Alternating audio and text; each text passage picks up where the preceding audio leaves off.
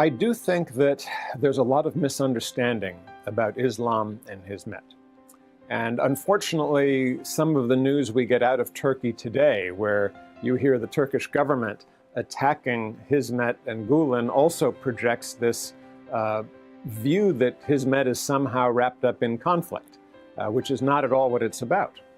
So I think it's very hard for someone who is not familiar with the history of Hizmet and the work of Gülen to understand what is happening. There's just a wall of noise that really shouts conflict all the time. This is wrong, this is dangerous. And I think it's going to be necessary for Hizmet to do an even better job of explaining itself, reaching out, introducing people to the work of Gülen. And when you read Gülen's work, it's all about peace, understanding, knowledge, progress. There's very little in it about conflict except how to get past conflict and get over it. Over and over again, it is, we are not a political movement. We are a social movement seeking to build up humanity. Within some other groups, I do get around to Christian congregations making presentations on Islam. And the usual questions that I will get are, why do they hate us? Why do they want to kill us? And I can say, who? Who is doing this to you? Not the people that I know. And to present Hoca Efendi's views, to present those positions, his quotations, that Islam, you cannot be a Muslim and be a terrorist, this insistence. And that is sincere.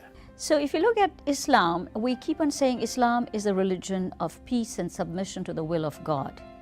And peace is something that the Hizmet movement has been, and Fethullah Gülen has been very, very focused on.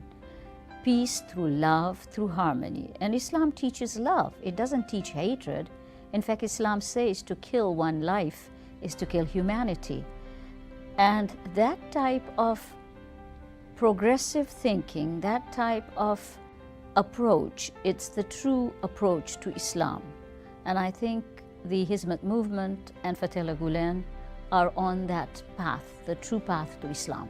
Unfortunately, we have a lot of fundamentalists, some of them violent, and the only other voice you tend to hear in the Arab world is a purely traditional one, a modern one, yes, but traditional. It seems to me, particularly in the Arab world, there's a great need for a modern, progressive, pro-education view of Islam to get the Arab world out of its troubles. So that, to me, they need something very much like the Hizmet movement, and a person like Mr. Gülen, like Hoca Efendi, who brings science, education, but above all, preaches tolerance. Because to me, tolerance is the mother of all virtues. Turkish people, they need this movement.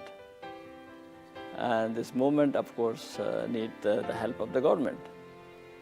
Although the movement is not a political movement, it does not involve in politics.